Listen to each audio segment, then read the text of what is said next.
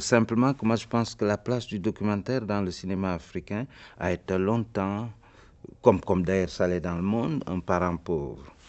Euh, et que je pense que la formation, surtout de la jeune génération de cinéastes africains, passe beaucoup toujours et très souvent par la fiction. Il me paraît donc plus important aujourd'hui de regarder par rapport à ce qui se passe, que cette jeune génération est intéressée par le documentaire et que la dichotomie faite encore jusque dans l'enseignement entre la fiction et le documentaire devrait cesser au niveau de la formation. C'est-à-dire accompagner les jeunes gens, que ce soit les techniciens comme les réalisateurs, dans une approche du cinéma tout court. Ça fait quand même 50 ans que l'on rêve d'écoles de cinéma dignes de ce nom en Afrique. Et on a oublié pendant 50 ans que la formation était la base. Nous tous, nous avons été formés à l'étranger.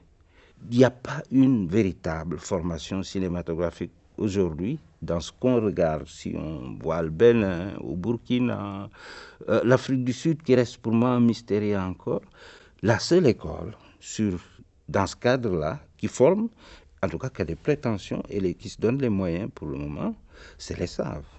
En tout cas, c'est ici que j'ai repéré ce qui me paraît être la formation cinématographique. Dans les autres écoles, ce qui se passe en Afrique aujourd'hui, ils sont préoccupés par la télévision. Je comprends très bien, il y a beaucoup de télévisions qui naissent en Afrique et les commanditaires de ces formations étaient surtout des gens de télévision, pas des gens de cinéma.